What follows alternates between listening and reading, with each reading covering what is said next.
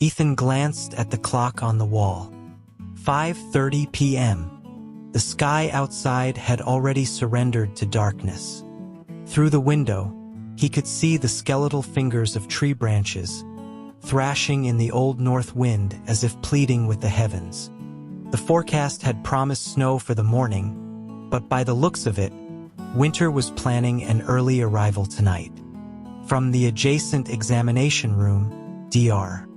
Miller's voice, raspy after a full day of consultations, was raised in a near shout as he tried to communicate with a hard-of-hearing patient.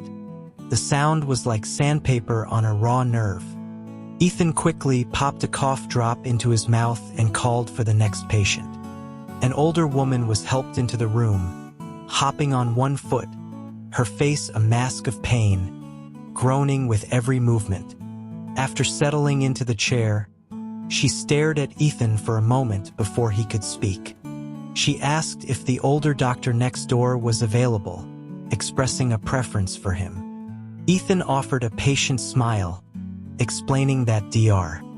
Miller was with another patient and that such requests had to be made during booking.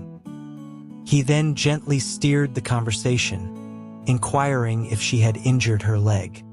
The woman lamented that she couldn't have possibly known days in advance that her leg was going to break, so booking an appointment with a specific doctor had been impossible.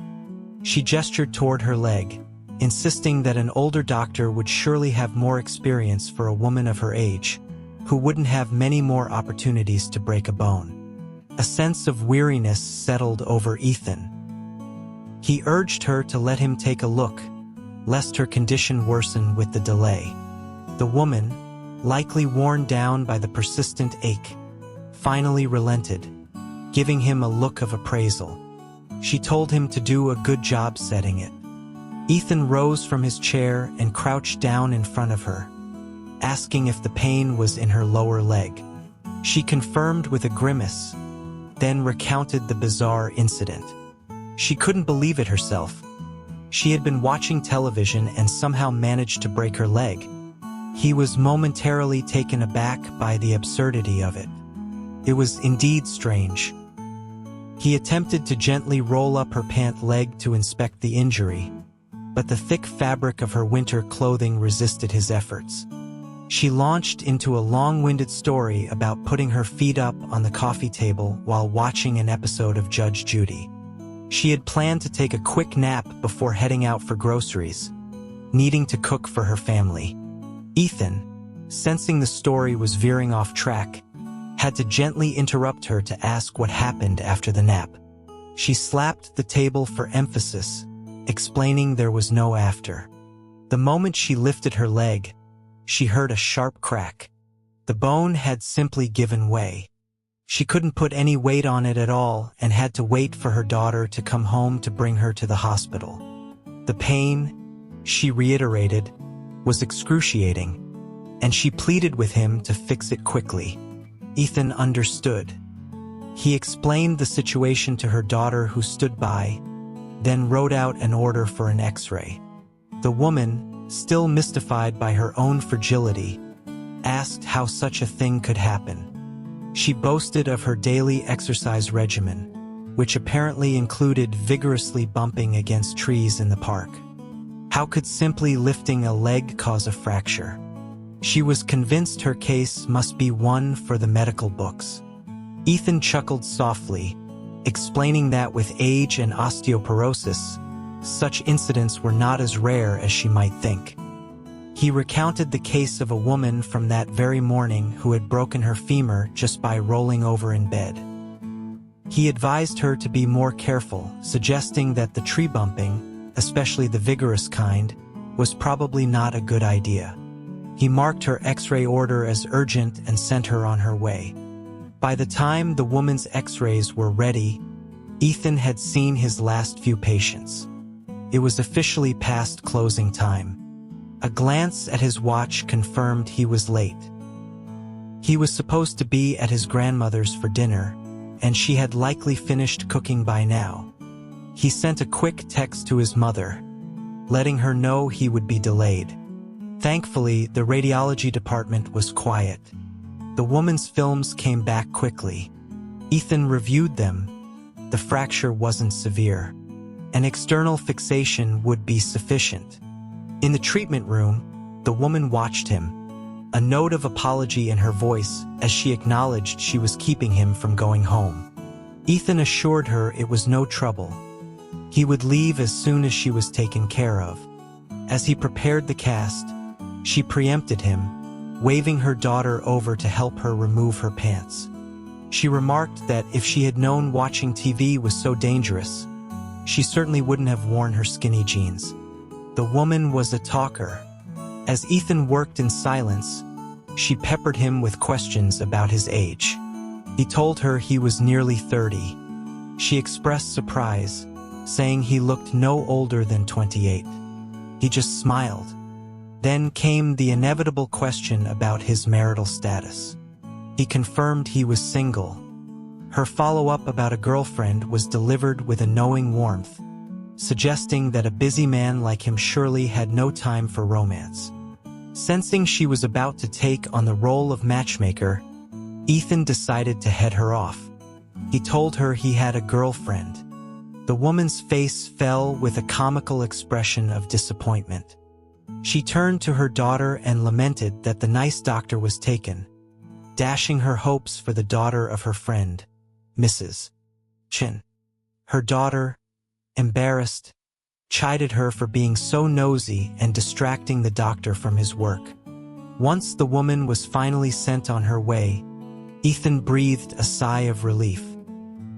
He changed out of his scrubs, locked up his office, and walked briskly out of the hospital.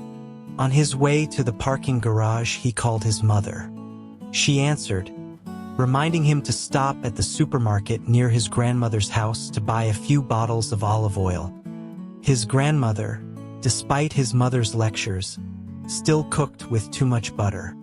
His mother, a former nutritionist, never missed an opportunity to police her family's pantries, and Grandma's was her primary battleground.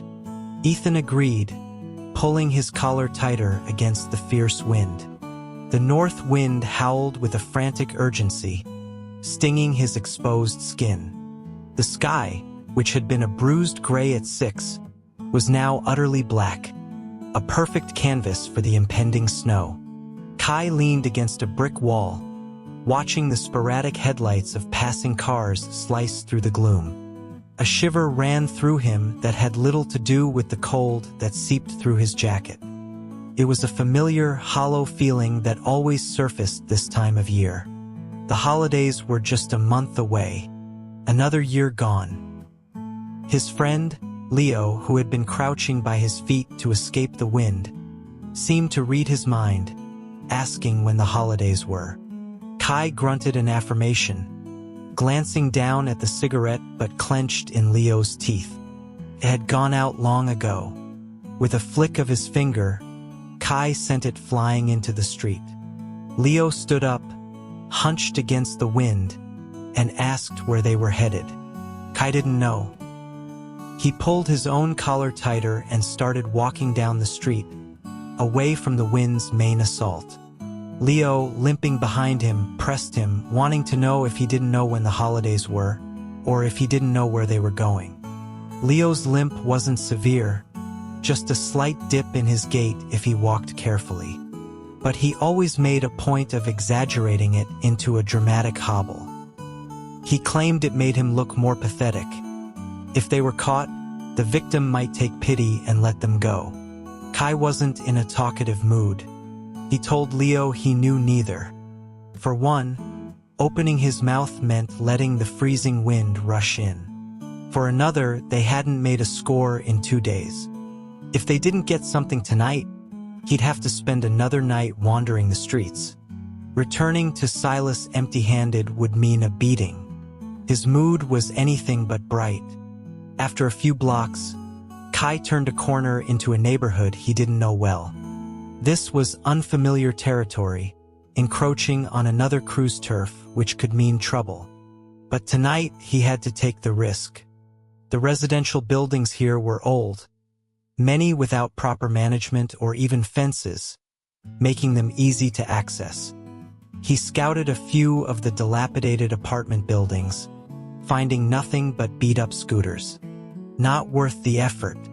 Finally, he stopped in front of a row of storage sheds. Without a word, Leo went to work inspecting the locks. He stopped at one, pulled a pair of bolt cutters from his pocket, and snapped the padlock in 2 moves. He pushed the door open and let out a low, pleased whistle. Inside was a brand new motorcycle. It was chained up tight, but the battery was accessible. Kai scanned the area, his eyes darting from side to side, then up at the apartment windows behind them.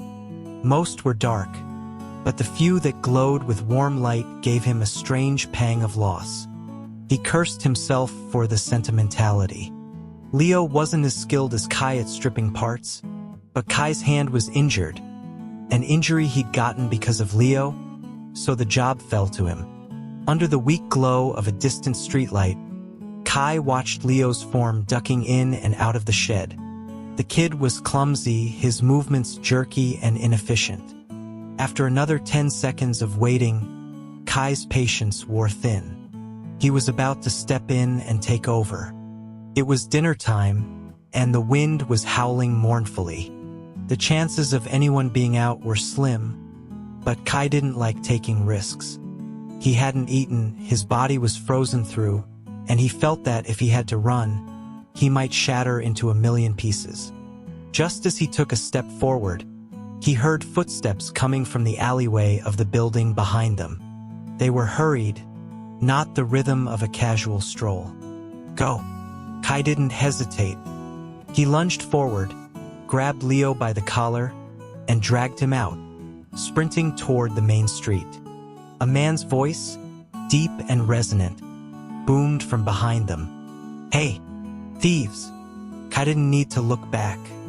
The voice alone told him the man was built like a truck. 10 of him wouldn't be enough to take the guy down. Another voice joined in. Get him. We'll teach him a lesson. Knew they'd be back after yesterday. Kai stumbled. There were 2 of them. Split up? Leo panted as they ran. In a second, Kai said, glancing over his shoulder. Both men were armed. This wasn't a chance encounter. They had been watching from above, waiting. And apparently someone had already hit this spot yesterday. Their luck was just that bad. Hearing Leo's uneven footsteps behind him, Kai sighed. The buildings here were built on a raised platform, with a short flight of stairs leading down to the street level. As they rounded the corner of the building, Kai suddenly slowed, spun around, and shoved Leo hard, sending him tumbling down off the platform. Wait here, then go, he whispered. Leo fell like a sack of potatoes. Kai saw that the drop wasn't high, but if he crouched, he would be hidden from view. Without another look, Kai took off again, running. Fighting wasn't Kai's strong suit, but running was. The 2 men chased him all the way to the main street before finally giving up. Kai found a corner sheltered from the wind and leaned against the wall, catching his breath. He was no longer cold. A thin layer of sweat covered his skin. His throat was raw and dry. He couldn't believe they chased him so hard for something he hadn't even managed to steal. He met up with Leo at the street corner. Leo, his face smudged with dirt from the fall, asked if he was okay. Kai, stuffing his hands in his pockets, said he was fine and told him to get going. Leo spat on the ground and pulled out an empty pack of cigarettes, crushing it in frustration. He asked Kai if he had a smoke. Kai shook his head and started walking. He said they should get something to eat. Leo seemed surprised. He asked if they weren't going to try for another score, if they were really heading back. He knew that returning empty-handed meant they were in for a rough time with Silas. He'd seen the look on the boss's face when they left. He then remarked on Kai's recent mood, how he'd been so listless, so unlike himself. He'd lost his touch, his voice. Smoke? Kai pulled a pack from his pocket and offered it to Leo. Leo's eyes lit up. He took two, tucking one behind his ear and lighting the other. He pointed out that Kai had just said he was out. Kai explained that Leo talked too much, and a cigarette might give his tongue a rest. He added drilly that he was trying out a new, more profound persona, and he'd appreciate it if Leo would play along. Ace was the name Silas had given Kai when he'd found him as a baby, wrapped in a blanket with a piece of paper that had his last name and date of birth.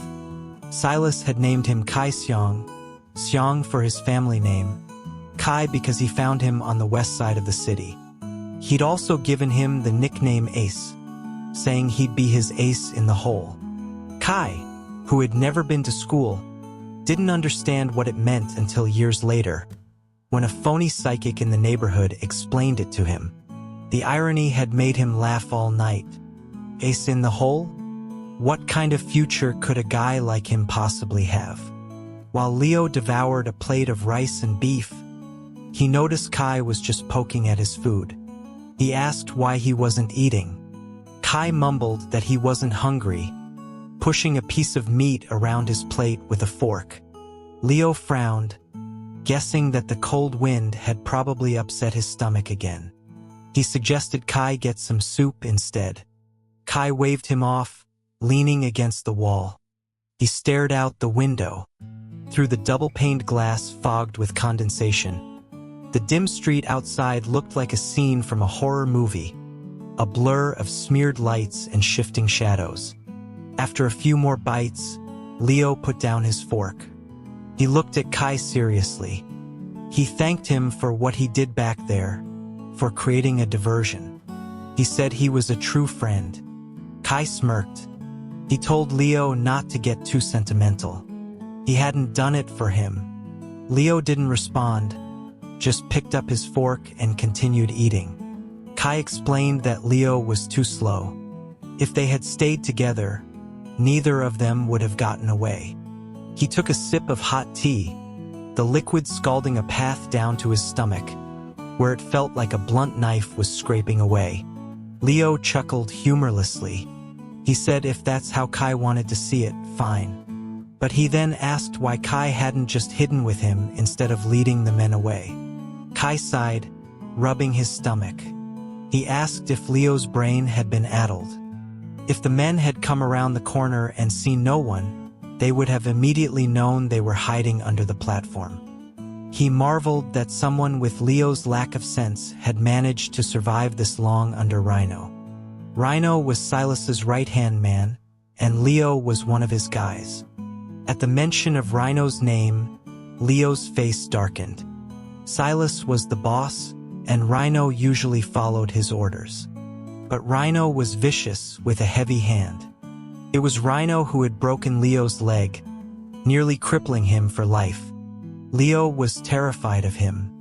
But just as Leo trembled at the thought of Rhino, Kai feared Silas. Silas had a round, cheerful face and was always smiling. His cruelty was hidden, and though Kai had grown up with him, he had never been able to fully grasp the man's nature. Leo finished his meal in a somber silence. He told Kai he had something to tell him. Kai stood up, grabbing his jacket. He didn't want to hear it. He knew from Leo's expression that it was serious, and serious for Leo could only mean something involving Silas and Rhino. Knowing would only bring him trouble. Leo grabbed his arm, his voice desperate. He said he was about to suffocate, that he just needed to tell someone. Kai stared at him. He warned Leo that if he said anything, he would go straight to Rhino and repeat every word. Leo took a deep breath and let the words out in a rush. He was leaving. Then he released Kai's arm and slumped back in his chair. He told Kai to go ahead and tell Rhino. The words hung in the air. By all rights, Kai should have beaten him for that. But he didn't move. He just stared, and after a moment, a single harsh curse escaped his lips. Unlike Kai, who had been with Silas since he was an infant, Leo had been brought in by Rhino when he was 7 or 8. Rhino had found him on a business trip down south. When he first arrived, Kai couldn't even understand his accent. It wasn't a kidnapping. Leo insisted he had run away from home and never wanted to go back. Kai sat back down. He asked if Leo had a death wish. Leo pulled up his sleeves and pant legs, slapping at the old scars and bruises that littered his skin. He asked Kai how many injuries he had, saying he'd lost count himself. If he stayed, he was as good as dead. Kai watched him, his eyes narrowed. Everyone had scars. Leo had endured it for years. This couldn't be the real reason he wanted to leave now. Leo explained that he was going back south. He was going home. The statement was so unexpected that Kai's eyebrows shot up in disbelief. He said he knew it sounded crazy, that if their situations were reversed, he wouldn't believe it either. He knew that if he ran and Rhino found him, he was dead. And he didn't have the money to get away. As he spoke, his voice dropped, and he looked at Kai, his eyes gleaming.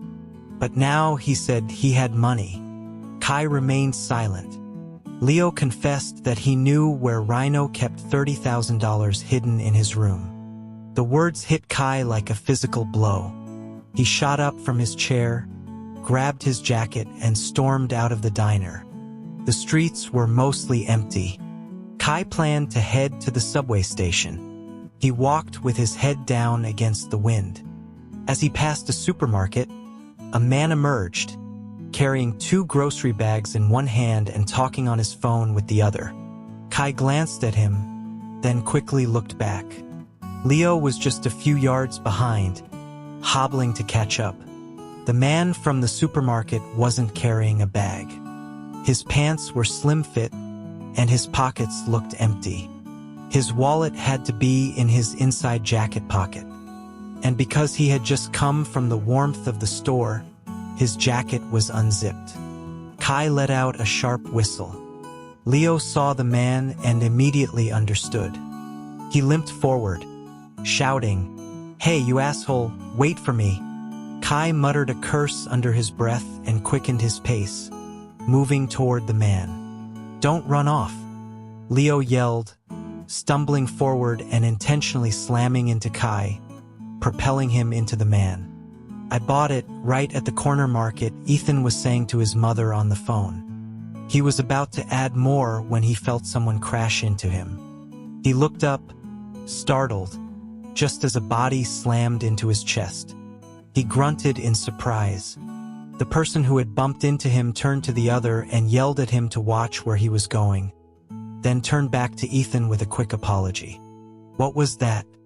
his mother's voice asked from the phone.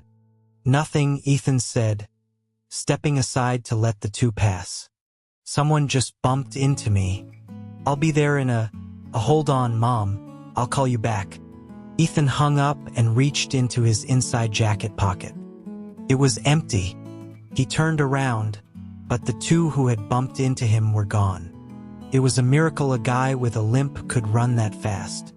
He stood there for a few seconds, then, with a sigh, continued walking. He made a few quick calls to cancel his bank cards. His mother called back immediately, asking what had happened. He explained that he had just been pickpocketed. She was shocked. He looked back one more time, but the street was empty. She sighed, guessing correctly that his driver's license had been in the wallet. She told him countless times not to keep them together. He admitted his mistake, explaining he'd needed it earlier that day and had just slipped it in. She told him to forget about it and come over. His grandmother was getting impatient. He agreed and hung up, zipping his jacket all the way to the top. Kai counted the cash from the wallet. Over $4,000. A big score. Leo sniffled beside him. Kai slapped the entire wad of cash into Leo's hand. "It's all yours." Leo stared at the money, stunned. Kai stuffed it into his friend's pocket and started walking away. He warned Leo not to bring up his plan again. Whatever he decided to do was his business, but Kai wanted no part of it. He didn't know anything. Leo's voice was thick with emotion when he said that Kai was a true friend. Kai turned back, his brow furrowed. Who said we were friends? Don't be an idiot. He continued walking in silence, emptying the rest of the wallet's contents. A few CR cards, useless to him. A driver's license. He pulled it out. Ethan Cole. The photo on the ID was surprisingly handsome. Kai tossed the license into a nearby mailbox and threw the cards into a trash can. The wallet itself was made of fine leather, still new. He decided to keep it. He took a few steps, then stopped. Ethan Cole. The name was simple enough. Still, he walked back to the mailbox and peered inside, even trying to reach in. Leo watched him, confused, asking what he was doing. Kai circled the mailbox, gave it a frustrated kick, and said, "Forget it. Let's go." Ethan Cole. Who would name their kid something so plain? It was almost lazy. With their newfound cash, they took a taxi back. The Hollow, Kai told the driver from the back seat. The driver glanced at them in the rearview mirror several times before adding, "I only go to the entrance." Kai replied with an impatient "We know." The Hollow was a sprawling, neglected part of the city, a notorious slum. It was the most chaotic district, where street fights were a daily occurrence. Every taxi driver gave them the same line. A white street sign marked the entrance, and beneath it, a smaller blue sign read, "High Crime Area." The taxi stopped right in front of it. Kai jumped out. He didn't know when the sign had been put up, but it seemed to do little more than advertise the danger to outsiders. The entire district should have been labeled that way. Leo paid the driver. He seemed to want to discuss how to split the $4,000, but Kai ignored him, just repeating his not to touch Rhino's money before turning and walking into the labyrinthine streets. There were almost no streetlights in the Hollow. A chaotic web of wires crisscrossed overhead, seemingly for show. The only illumination came from the windows of the endless rows of illegal structures.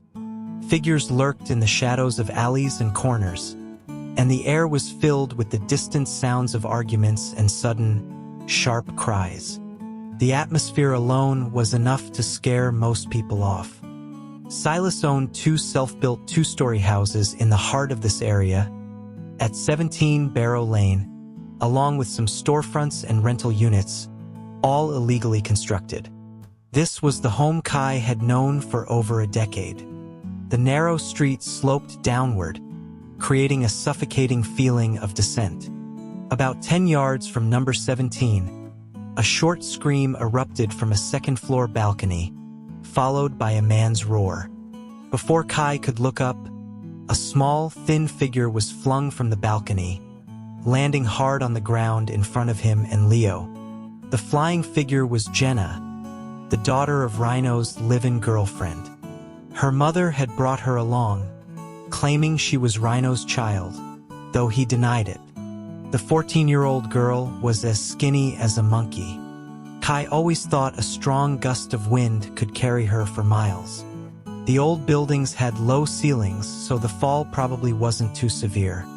She lay on the ground for a moment before struggling to her feet. Leo glanced up at the balcony, hesitated, then reached out to help her. Jenna looked nervously upstairs, pushed his hand away, and retreated to the shadow of the wall. Rhino's voice drifted down from the balcony. Well, look at Leo playing the hero." Startled, Leo looked up and forced a smile. He quickly scurried inside, calling out to Rhino. Kai glanced at Jenna, then walked past her toward number 17. "Ace," Jenna called after him, her voice a raspy, barely audible whisper. "Help me." Kai didn't break his stride. He entered number 17 and closed the door behind him. The house was crowded. Silas's favorite pastimes were drinking tea and playing cards. He was sitting in the living room with a few men, all of whom Kai recognized. If Silas had a gang, these were his core members. Seeing Kai, Silas slowly sipped his tea and acknowledged his return. Kai lowered his head and stood by the coffee table. Silas let out a long sigh, remarking that he'd really grown up, now daring to return empty-handed. Kai remained silent. Silas took another sip of tea and leaned back on the sofa, musing that it was going to be a tough holiday season. The other men in the room watched coldly. Kai said nothing. Silas's methods were different from Rhino's, who acted like a common thug. Silas was always calm, his words measured, but Kai knew that if he didn't produce some money soon, he would be punished severely. Silas asked if he had eaten. Kai glanced toward the hallway leading to the backyard and said he'd had a little something, but his stomach hurt. Silas feigned concern, telling him there was some hot soup in the kitchen and he should go have some. Kai went to the kitchen and drank a bowl of soup. He had no appetite, but he had to drink it. If Silas told him to, he did. After finishing the soup, he went down the hall to the backyard. It wasn't really a yard, just a narrow, dark, and filthy passage that ran behind a row of houses. He let out a whistle. A moment later, he heard Rhino cursing at Leo. He whistled again. This whistle was for a dog. Kai had a dog, or rather, he had been feeding one. It was a stray that had wandered into the neighborhood in the fall, scrounging for food in the trash. Kai had taken pity on it and given it some food. Since then, the dog had always been around. Kai never gave it a name, but it would come running whenever he whistled. Today, after 3 whistles, the dog didn't appear. He went back inside and stood beside Silas. "Uncle, where's the dog?" Silas looked at him over his teacup. A pained cry came from outside as Rhino struck Leo. Kai could see something in Silas's eyes, but couldn't be sure. He asked again, more insistently, about the yellow dog. Someone in the room snickered. Silas still didn't speak, his head tilted as if listening to the sounds of Leo's beating. Kai didn't ask again. He turned and walked out the door, stepping in front of Rhino just as he was about to kick Leo in the stomach. "Get out of my way," Rhino snarled. "Where's my dog?" Kai asked, his eyes locked on Rhino's. "Who the hell knows about some damn dog? Move!" Rhino shoved him aside. Leo whimpered from the ground. Kai stumbled but ignored him, quickly blocking Rhino's path again, their faces inches apart. "Where's the dog?" he repeated. "Are you insane?" Rhino yelled, swinging a fist at Kai's face.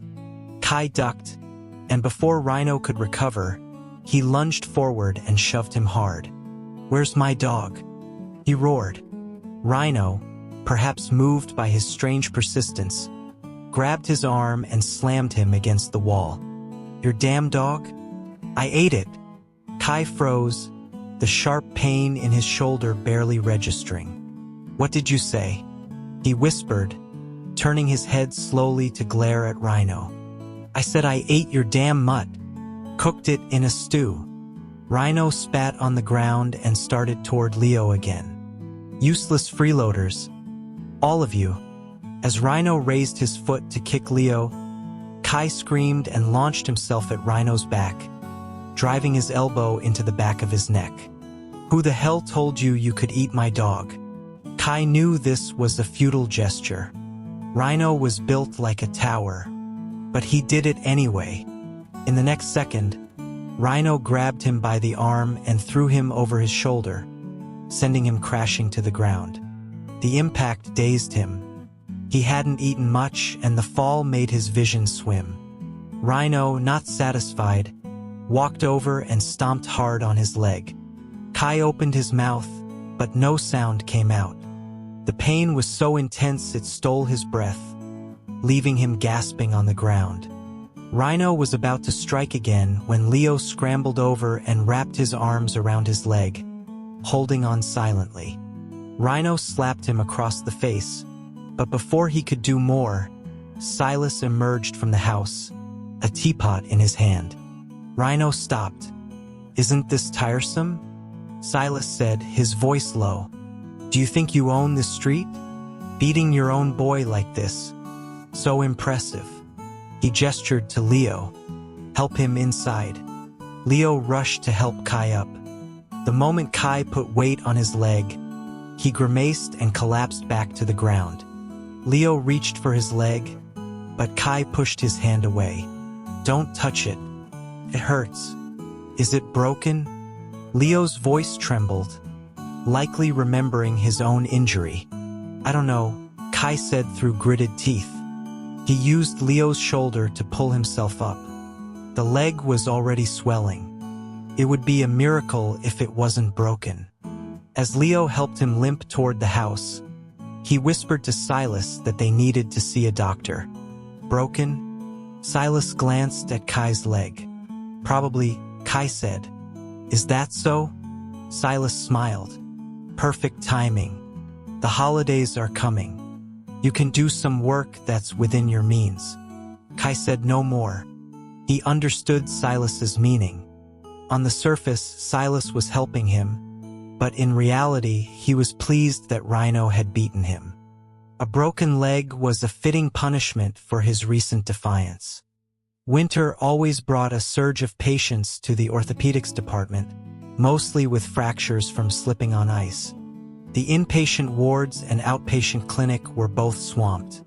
Ethan had been running nonstop all day, and the ER had sent over several more fall victims. He was late getting off work again. After checking on his last follow-up patient, he leaned back in his chair and stretched, wondering what to get for dinner. His mother's voice immediately echoed in his mind, lecturing him on healthy eating habits. A commotion from the ER caught his attention. Loud shouts weren't unusual there, but he walked over to take a look anyway. Last week, a drunk had face-planted down a flight of stairs and insisted the doctor give him a stamp on his hand so he could get a one-way ticket to the moon. The noise had been about the same. This time, it wasn't a drunk. A young man sat hunched in a chair by the ER entrance, surrounded by 3 others who were yelling at a man. One of them, a thuggish-looking youth, was pointing at the seated man and shouting that they had come to the hospital as requested. Now that the doctor had confirmed it was a fracture, what else was there to say? He demanded money. The man being yelled at shouted back that he never said he wouldn't pay, but he needed to know the extent of the injury before handing over an unspecified amount of cash. Another boy chimed in, accusing the man of speeding in a 20 miles per hour zone. Then he turned to the ER entrance and called for a doctor to come and assess how much the broken leg was worth. Ethan noticed the boy had a limp. The ER was chaotic, with all 3 doctors busy. One of them glanced over, saw Ethan, and asked if he had a minute. Ethan nodded and walked over to the young man in the chair. The man who was being hassled asked if he was a doctor. Ethan confirmed he was from orthopedics and offered to take a look since the ER staff was occupied. The man seemed relieved. He pointed at the seated figure and then at his watch, anxiously asking Ethan to assess the severity. Ethan crouched down and asked where he had been hit. The person in the chair had been looking down the whole time. Only when Ethan spoke did he finally lift his head. Honestly, the ER saw its share of scammers trying to fake injuries. Some had real fractures, some had old ones, and some would disappear the moment an X-ray was mentioned. The scene playing out before him was typical. In his mind, Ethan had already categorized them, especially the victim. His mohawk, combat boots, and cropped pants on such a cold day didn't make a good first impression. But when the young man looked up, Ethan saw a face that contradicted the tough guy attire. There was a small, cartoonish bandage under his right eye. He looked younger than the limping boy, with delicate features and a surprisingly lost, innocent expression in his eyes. "Left shin," the young man said, his voice calm, a stark contrast to his friend's frantic shouting. Ethan told him he needed to take a look and asked if it hurt. The young man, while slowly pulling up his pant leg, replied with a dry tone, "You're an orthodoc. Ever met a miracle patient who got hit by a car and didn't feel a thing?" The comment was unexpectedly sharp. Ethan glanced at him but said nothing. The lower leg was already swollen. It looked like a fresh injury, and a serious one at that. He might need to be admitted. Ethan reached out to palpate the area, but the moment his fingers touched the skin, the young man flinched and pushed his hand away. "Hey," he winced, "it really hurts." Ethan looked into his eyes for a few seconds, then stood up. "What's your name? We need to get an X-ray." "Alex," the young man replied, a faint smile playing on his lips as he said his name. Alex Carter. At the confirmation of a serious fracture, his friends resumed their shouting, surrounding the driver. The man, looking at his watch again, asked Ethan how long the whole process would take. Ethan estimated over an hour, depending on the severity of the break. He took out his phone to call radiology and see if they could get him in right away, stepping into the hallway to escape the noise. When he returned, the hallway was much quieter. The driver was gone, and only the three young men remained. One of them was holding a thick stack of cash. Ethan didn't ask questions. He instructed them to go pay the fee and get the X-ray on the second floor, pointing them toward the elevator. He added that the on-duty doctor would handle the treatment after the scan. "Thanks, Dr. Cole," the boy named Alex said, looking at him. Ethan paused. "Dr. Doc called you Cole, right?" "Oh yes," Ethan said. "You're welcome." Back at his apartment, Ethan was hungry but had no desire to eat. The thought of his own cooking filled him with a mixture of despair and revulsion, killing his appetite. He changed his clothes, collapsed onto the sofa, and closed his eyes, contemplating ordering takeout. Just as he started to relax, the frantic chirping of his neighbor's parakeets erupted from the balcony across the way. He sighed, pinching the bridge of his nose. The buildings were so close together that the sound was as jarring as a public market squabble. He opened his eyes, stared into space for a moment, then closed them again, taking a few deep, calming breaths to suppress the urge to find a slingshot and put an end to the racket. The birds had arrived last month. They were all blue, a novelty at first. He had even named them Big Blue, Second Blue, Third Blue, and Fourth Blue. Now he only thought of them as Big Squawk, Second Squawk, Third Squawk, and Fourth Squawk. Ultimately, he gave up on peace and quiet. He went into his room, turned on the treadmill, put on his headphones, and cranked up the music. He started to run. "Forget dinner. Should we go back?" Leo asked, supporting Kai as they stood on the street corner, looking for a ride. Kai, grimacing, nodded. Leo looked down at his injured leg and suggested that since they'd had a good run of luck today, maybe he should just get it treated properly. He didn't want it to end up crooked like his. Kai shot him a dark look, telling him not to jinx it. Leo fell silent, then pointed out how black Kai's mood had become. Kai just shrugged and said that their luck had been good tonight, so they should try again tomorrow. Otherwise, Silas wouldn't let him off the hook. Leo didn't reply for a long time, then let out a heavy sigh. Kai had never been a fan of the fake accident scam. Leo, on the other hand, had been quite adept at it in the past. As a person with a real disability, all he had to do was fall down and start yelling, and most drivers would pay up just to avoid the hassle. Kai had always looked down on it, but Silas had pushed him into a corner. He had to appease the boss, or the holidays would be unbearable. Leo mentioned he had been nervous that the doctor might get suspicious. With one of them injured and the other disabled, they wouldn't have been able to run if they were found out. Afraid of what? Kai pulled his collar up. Ethan Cole. Just then, Leo spotted a rickshaw emerging from an alley across the street. He waved and shouted for it to come over, but the driver took one look at them, accelerated and sped away. Leo cursed the driver's attitude. Kai leaned against a tree and asked if he was in a hurry. Leo was confused. It was freezing, and he had suggested they share a cab with the other two guys. But Kai had refused. "What's the rush?" Kai looked up at the sky, where tiny snowflakes had begun to fall. "You're so eager to live this miserable life. What's waiting for you up ahead?" Leo didn't understand. "Rhino is waiting for you," Kai said with a grim smile. "Damn it!" Leo yelled in frustration.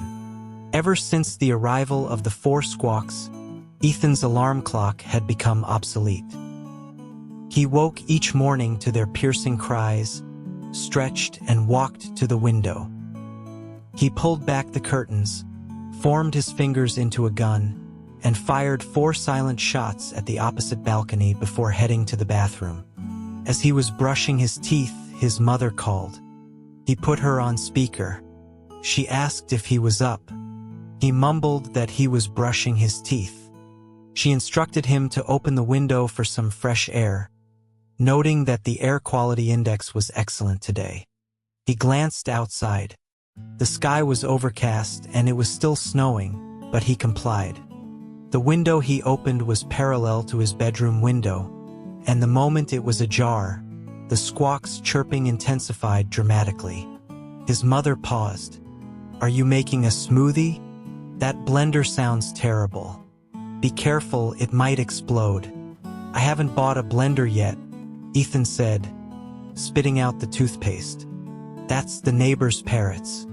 After a moment of sympathy for his plight, she launched into her primary mission. She'd been telling him to buy a blender for a month. A balanced breakfast was crucial. He quickly promised to buy one after work that day.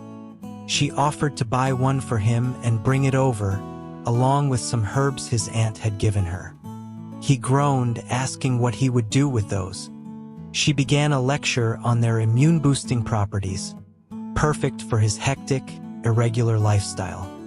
He cut her off, saying he would come over to her place to pick them up, saving her the trip. She laughed, knowingly suggesting he just didn't want her to see the messy state of his apartment. In reality, Ethan considered himself exceptionally tidy for a single man, thanks to the various compulsions his mother had instilled in him. His apartment was spotless. He disinfected his hands upon entering, kept his outside clothes in a separate closet, and rarely ordered takeout, preferring to cook his own terrible food based on his mother's nutritional recipes. His breakfast that morning had been a congee of mixed beans and grains, highly nutritious, but with a lingering aftertaste, thanks to his culinary skills. Ethan's schedule for the day was tight. Inpatient rounds in the morning, clinic in the afternoon. On his way through the hospital, he ran into Dr. Lee from radiology, who stopped him to ask about the fracture patient from the other day. He said the kid never showed up for his x-ray. Ethan was stunned. The injury had been severe. He had expected him to be admitted. Dr. Lee confirmed that no one with that kind of fracture had come through. So they were scammers after all. A wave of frustration washed over Ethan. Scammers these days were getting more and more dedicated, injuring themselves just to extort money from unsuspecting drivers. He remembered Alex's lost, innocent eyes and the polite way he'd called him Doc. What an actor. His name wasn't Alex Carter. It was probably Grand Scammer. Though annoyed, as he began his rounds, Ethan couldn't help but think about the injury itself. A simple fibula fracture wasn't hard to heal, but if the kid kept running around, jumping in front of cars, the bone could become seriously displaced. A young voice called out his name. A 17-year-old girl in one of the rooms greeted him from her bed. She had been admitted for a week. He smiled and asked how she was feeling. She pointed to her thigh, near her knee, and said it still hurt. She asked if it was bone cancer. He told her they would have to wait for the biopsy results the next day to be sure, and that her mother would be there soon. The girl smiled, then her expression turned serious. She held up her phone and said she had looked it up online. Her symptoms matched. A knot formed in Ethan's stomach. He gently took her phone and placed it on the bedside table. He told her with a reassuring smile that if patients could diagnose themselves, they wouldn't need doctors. He advised her to rest, assuring her that the chief resident, a very experienced doctor, would be speaking with her later. The girl nodded, her smile returning. Her chart read, suspected osteosarcoma of the left distal femur. Schedule for open biopsy to confirm diagnosis. Osteosarcoma. The word always hit him hard. It was the disease that had first introduced him to the reality of malignant tumors, and the memory was still raw. Every time he saw those words, a familiar ache settled in his chest. After finishing rounds with the attending, writing notes, and speaking with several patients, it was already noon. He ate a large lunch in the hospital cafeteria, which he always found more enjoyable than his own cooking. After a brief 20-minute rest, the afternoon rush began. It wasn't until just before the end of his shift that he had a moment to check his phone. A text from 2 hours ago reminded him of a high school reunion that weekend. It was an annual tradition with a small group of friends. The holiday season was always a whirlwind of gatherings. He was about to reply when the next patient walked in. An older man hobbled in, holding his back, and placed a film and a chart on his desk.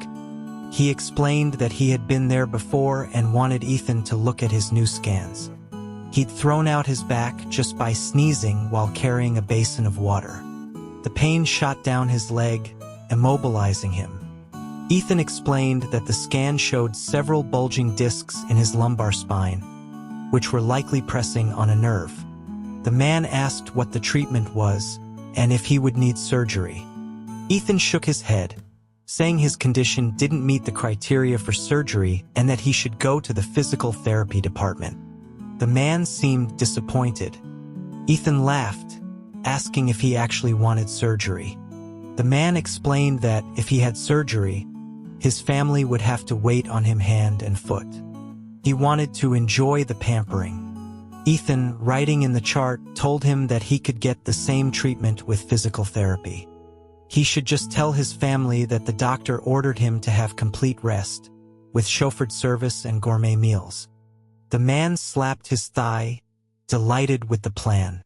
After the man left, Ethan checked the time. No more patients.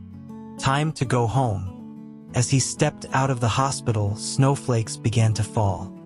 The radio in his car informed him of a mile-long traffic jam on his usual route home. He decided to take a detour past his grandmother's house. The route was longer but less congested. As he drove, he mentally debated dinner options, trying to avoid the specter of his own bean congee. Suddenly, his thoughts were interrupted. The traffic ahead was at a standstill, and a crowd had gathered on the street. He got out of his car to see what was happening. A red car was stopped in the right lane, just before a crosswalk where a group of people were shouting. The cars behind them were honking impatiently. Had there been an accident? Or, influenced by his recent encounter, did his mind immediately jump to another conclusion? A scam? He wasn't one to get involved, but as he turned to go back to his car, a familiar face caught his eye.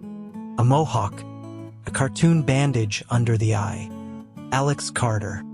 He hesitated for a moment, then walked closer. This was a different Alex from the calm, polite boy at the hospital. His face was a mask of impatience and aggression. He and his friends looked intimidating as they surrounded the driver, a young woman in her 20s who appeared flustered and overwhelmed. The cacophony of horns from the blocked traffic grew louder. Before Ethan could get any closer, the woman reached into her purse, threw a handful of cash at them, and screamed for them to get out of her way. Ethan stopped. Another victim who had paid for peace. If he had known the young woman, he might have given her a lecture on the consequences of enabling scammers. Kai didn't see Ethan in the crowd. Once they had the money, they had to disappear quickly before the driver had second thoughts and called the police. He slung an arm over Leo's shoulder and hopped into a nearby alley where Leo had stashed an electric scooter. He climbed on and told Leo to drive. Leo asked if they should go to the hospital, reminding him that Silas had told him to go that day. Internet cafe, Kai said. Leo protested, but Kai just said he'd always been sick. It wasn't a new development. Leo didn't argue further. As they drove, he remarked that Kai was the epitome of someone living one day at a time, and not even doing that well. Kai retorted that Leo hadn't seen much of the world, just the people in their miserable neighborhood, all of whom were living lives worse than a dog's. What was well? Anyway, they spent the night at an internet cafe. Kai's leg was bothering him, making it hard to get comfortable. As they left in the frigid pre-dawn air, he noticed a large pothole at the entrance to their street that had been there for years. He always made a point to check its progress.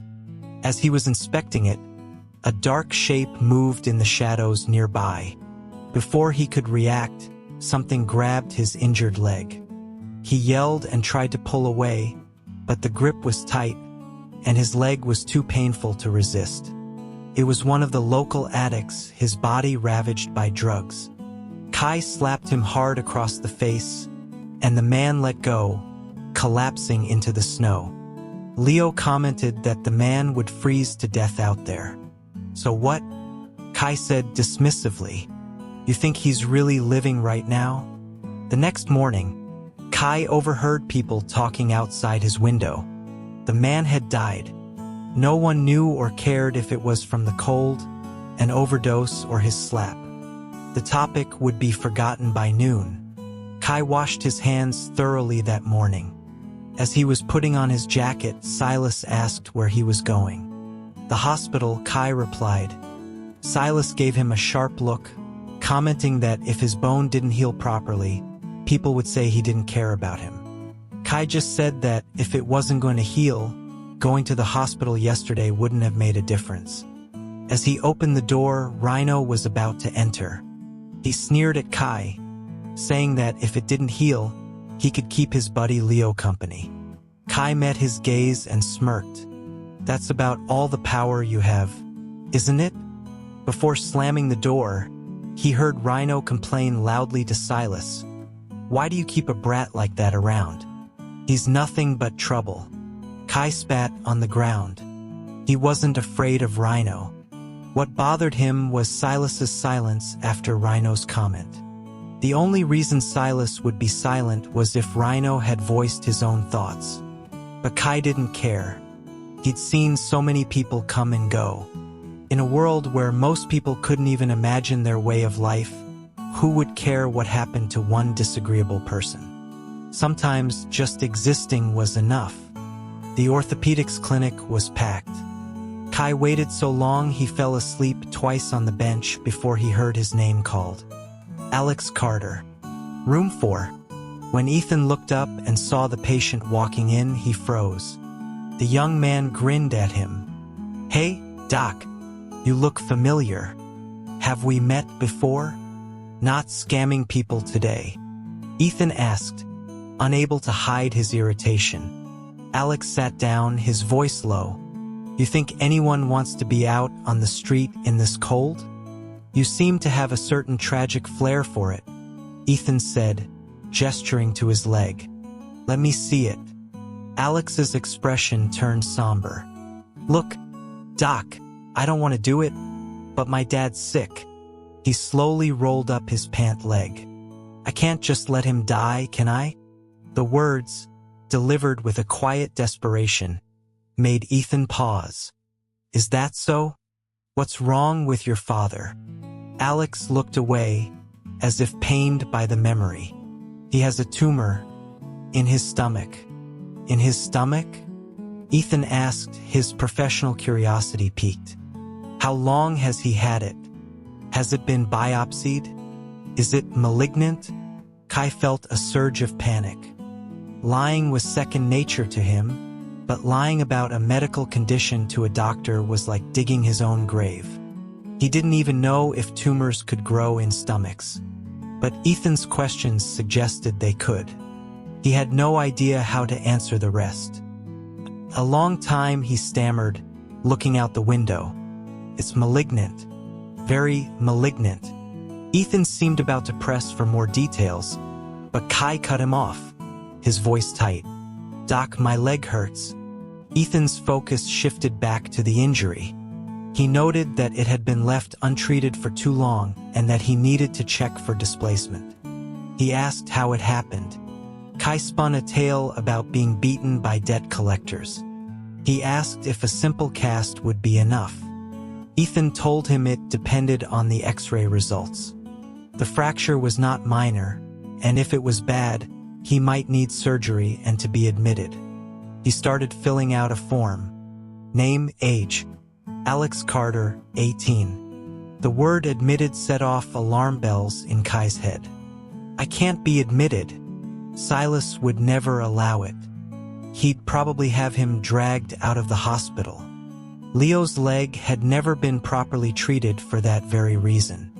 He explained that he had to take care of his father. Ethan told him they would see about that after the X-ray and asked if anyone had come with him. Kai said no, he was used to hopping around on his own. As he watched Alex's thin figure disappear down the hall, Ethan sighed. A kid forced into a life of crime to pay for his father's medical bills? The pitiful tone, the pleading in his eyes, it stirred something in him. He shook his head and called for the next patient. Alex's injury wasn't as bad as it could have been. He didn't need surgery, but Ethan still recommended he stay for observation for a couple of days. Alex refused. He insisted that a cast would be fine and that he would be careful. Ethan, while applying the cast, listed off a series of instructions. Minimize activity, no weight on the leg, keep it elevated. Yeah, I get it, Alex interrupted, his tone suddenly impatient and sharp, the same tone Ethan had heard on the street. Just tell me to lie in bed and not move. The sudden shift in demeanor erased any sympathy Ethan had felt. He continued his instructions in a clipped, professional tone, explaining that if he didn't, Alex would be back with a crooked leg, and the responsibility would be a matter of debate. Don't worry, I won't be back, Alex retorted. You think this is some great place to hang out? You'll have to come back to get the cast off and check the fracture line, Ethan said coolly. And that's only if it heals nicely. Ethan didn't know if Alex's leg healed nicely or not. The date for his follow-up appointment came and went, but he never returned. 2 days before New Year's, the city was awash in red decorations and the sound of a relentlessly cheerful holiday song. As Ethan left the supermarket, he found himself humming along, then quickly tried to flush the melody from his head by silently reciting the national anthem. It was no use. The moment he turned on the car radio, the same song was playing. He was on his way to his grandmother's, his car loaded with things his mother had bought. Every year, a war of attrition was fought between his mother's healthy holiday offerings and his grandmother's rich, traditional fare. He was just the delivery boy. His grandmother called, asking when he would arrive and if he had eaten. She offered to make him something, worried he was only eating beans. He laughed, telling her he'd eaten meat that day and would be there soon. As he hung up, a figure suddenly darted into the street in front of his car. He slammed on the brakes, the tires screeching as the car stopped just inches from the person. He rolled down the window to yell at them to watch where they were going, relieved to see the person was still standing, though they had thrown their arms up defensively. But then, to his astonishment, the person collapsed to the ground. Ethan stared for a solid 3 seconds. He knew he hadn't hit them, and they hadn't fainted. They were peering up at him from the ground. Then it dawned on him. After all these years, he was finally experiencing a fake accident scam firsthand. "Go on," he said, pressing the save button on his dashcam. The person sat up, shielding their eyes from his headlights. "Hey, you sound familiar." Ethan looked closer and nearly bit his tongue. Alex? Kai's luck had been terrible that day. He'd been chased for 3 blocks by an old rival of Silas's and had just managed to shake them when he arrived at the meeting spot where Leo was supposed to be. But Leo was late. Stranded on enemy turf, Kai decided to cause a distraction by faking a minor accident. He never imagined he would run into Ethan Cole. He scrambled to his feet, a sheepish grin on his face. "Dr. Cole, fancy meeting you here. Oh, it's me, all right. You gonna give me a discount this time?" Ethan got out of the car, looking him up and down. "You're a real professional, aren't you? It's not what it looks like." "It's for my dad," Kai mumbled, rubbing his nose. "Does your dad know you do this?" Ethan opened the back door. "Get in." Kai hesitated. Getting in the car was a bad idea. The moment he mentioned the hollow, the doctor would know what kind of person he was. But his pursuers could still be nearby. He got in, figuring he could make an excuse to get out later. The moment he was inside, the door slammed shut and the locks clicked. He was trapped. He saw Ethan standing outside, calmly pulling out his phone. "Dr. Cole, what are you doing?" Kai panicked, pounding on the window. "Doc, bro, uncle, what are you doing? My dad won't be happy if he sees me like this. If you call the cops, I'll be arrested. Who will take care of him?" "Your mother can," Ethan said, dialing. "I don't have a mother," Kai yelled. Ethan's fingers stopped. He looked at Kai. "I've never met her. I don't know where she went. She probably just ran off." Kai's voice dropped to a whisper. Ethan was silent, but he lowered his phone. "Look, man, I'm telling you the truth," Kai said desperately. "I wasn't trying to scam you. I was being chased by crores. 4 or 5 of them. I had to do something or they would have beaten me to a pulp." He pointed out the window. "There they are. See?" Ethan looked and saw 4 men standing on the street corner, 2 of them holding what looked like pipes. Just then, Kai's phone rang. It was Leo. "Don't come over here," he said quickly into the phone. "Wait for me by the Eastline Market. I ran into some trouble. I'll meet you there." Ethan noticed the change in his voice. It was harder, colder than the pleading tone he'd used just moments before. He started the car. "Where's the Eastline Market?" As the car pulled away, Alex sat up. "It's about 10 minutes back the way you came. They have really good dumplings there. Let me buy you some." "Save your money," Ethan said, glancing at him in the rearview mirror. "That leg of yours, you just got the cast off, right?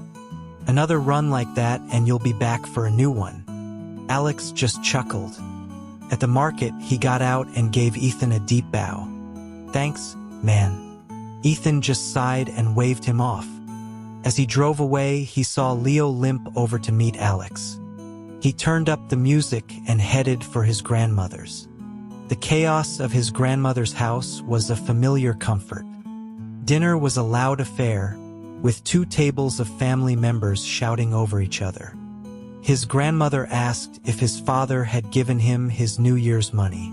He laughed, saying he was too old for that. His grandmother then proceeded to scold his father for being cheap. "Are you going to see her this year?" His father asked him later, his voice low. "No," Ethan said, his eyes fixed on his plate. "I'm not going." His mother changed the subject, asking him to pour her some wine. The rest of the evening passed in a blur of food, laughter, and the shrieks of his young cousins. He escaped to the kitchen with his 2-year-old niece, who insisted on calling him brother, a habit that always gave him a pang of sadness. He stood by the window, looking out at the city lights, feeling a strange mixture of warmth and loneliness. Kai and Leo spent the next 2 days at an internet cafe. On New Year's Day, Kai found himself wandering the empty streets as fireworks exploded in the distance. He saw a stray dog cowering by a dumpster, terrified by the noise. It reminded him of his own dog and the cardboard box he had planned to make for it. He had a piece of candy in his pocket, but he just watched the dog for a moment before walking away. He couldn't protect anything, not even a dog. He was on his way back to the internet cafe when he heard footsteps behind him. Before he could turn, something heavy struck his arm. He took off running, cursing his luck. His pursuer was relentless, keeping pace with him for 5 minutes straight. Just as he was about to give up and fight, he saw a familiar black car parked on the side of the road. Ethan Cole was getting into it, talking on the phone. Kai sprinted, yanked open the passenger door, and dove inside, slamming it shut just as Ethan sat down. Ethan jumped, startled, closed the door. "Drive," Kai yelled, looking behind him. "Another crore?" Ethan asked, locking the doors but not starting the car. "What crore?" "I just came out of the internet cafe." Kai urged him to drive. "Aren't you supposed to be at the hospital with your dad?" Ethan asked, looking in the rearview mirror. "What dad? I don't have a..." Kai stopped, turning to look at Ethan. Ethan stared at him for a few seconds, then tapped his fingers on the steering wheel. "Get out." The man chasing him was at the car now, yanking on the door handle. Kai had to think fast. He saw something on the back seat. "I'll just borrow this," he said, reaching back and grabbing what looked like a club. He swung it around, and it snapped in his hand. "What the hell is this?" he yelled in despair. "A baguette," Ethan said calmly. Kai stared at him, speechless. The man outside raised a steel pipe and brought it down on the window, cracking the glass. 800, Ethan said. "What?" Kai asked, bewildered. Without another word, Ethan unlocked the doors and got out of the car. "Are you crazy?" Kai yelled, pushing his own door open. He expected to be met with a steel pipe, but Ethan was already on the other side of the car. In 2 quick moves, he had twisted the attacker's arm behind his back. The man screamed as Ethan dislocated his shoulder. The pipe clattered to the ground. Kai stared in awe. "You're a doctor, aren't you?" The attacker gasped, cradling his arm. Ethan got back in the car. "Get out," he said to Kai. "Hey man," Kai said, getting in beside him. "That was amazing. You're an ortho doc, right?" "That was a professional dislocation." "Get out," Ethan repeated. "Your window is broken," Kai pointed out. "You said 800, right? For the glass?" "Forget it." "I'm in a hurry," Ethan said, looking at his phone. "Go scam someone else for your sick dad." Kai's smile vanished. He got out of the car and said, "I'll pay you back for the window." He slammed the door shut. As Ethan watched him disappear, he sighed and pressed a tissue to the corner of his eye, which was bleeding slightly from the earlier scuffle. He then got out, took a sling from his first aid kit, and expertly reset the attacker's shoulder and secured his arm. "You're a doctor?" the man repeated, stunned. Ethan ignored him and drove away. He was supposed to be on duty that night, and now he was running late. He looked at his reflection in the mirror. A small cut. He could cover it with a bandage. An image of Alex's face, with its cartoon bandage, flashed in his mind, and he felt a surge of anger. He had believed all of it. The sick dad, the crores. The kid was a pathological liar, a brilliant actor. Kai went back to the Hollow, to a derelict house where he kept a small stash of his belongings, a few mementos and some cash he had saved up. He counted out $800 for Ethan's window. When Ethan left the hospital the next morning, Exhausted, Kai was waiting for him. He stepped in front of him, blocking his path. "Can you not always be so dramatic?" Ethan said, annoyed. Kai held out an envelope. "I don't know if this is enough. If it's not, just tell me." Ethan sighed. "I told you to forget it." "Don't worry," Kai said with a defiant smirk. "I make more from scamming in a month than you do." The challenge in his eyes was intriguing, but the memory of his lies was still fresh. "All right, big shot," Ethan said, taking the envelope. "Come with me to get it fixed." "What if it's not enough?" "Fine," Kai said. In the car, Ethan offered him a carton of milk. Kai shook his head. "My stomach hurts." "Tumor acting up?" Ethan asked sarcastically. "The very malignant one?" Kai laughed. "Damn, you really hold a grudge. With your lifestyle, it's a miracle you don't have stomach problems," Ethan said, pointing to a heating pad on the back seat. "Plug that in and put it on your stomach." Kai plugged it in. After a moment of silence, he said, "You're a good guy, Dr. Cole." "That's a matter of opinion," Ethan replied. "And in your case, a misunderstanding." Kai didn't seem offended. "Whatever. But because you're a good guy to other people, I'll let you in on a secret." He turned to face him. "My name's not Alex." He held out his hand. "It's Kai." "My name is Kai," he repeated. Ethan just looked at him. At the auto shop, the mechanic quoted a price of $1,100 for the window. Ethan leaned against the counter, unfazed. Kai pulled out his wallet to add another $300. Ethan wasn't planning on taking the money, but then his eyes fell on Kai's wallet. He recognized the fine leather, the small ballpoint pen mark on the back. It was his. Kai realized his mistake too late. As Ethan stared at him, he clutched his stomach and crouched down, groaning. He didn't know if it was from genuine pain or the shame of being caught so completely. Ethan watched him for a long moment, then handed his own card to the cashier. "Charge it. Call me when it's ready." He then crouched down in front of Kai, unzipped his jacket, and stuffed the envelope of money back inside. "We're even. Don't come looking for me again."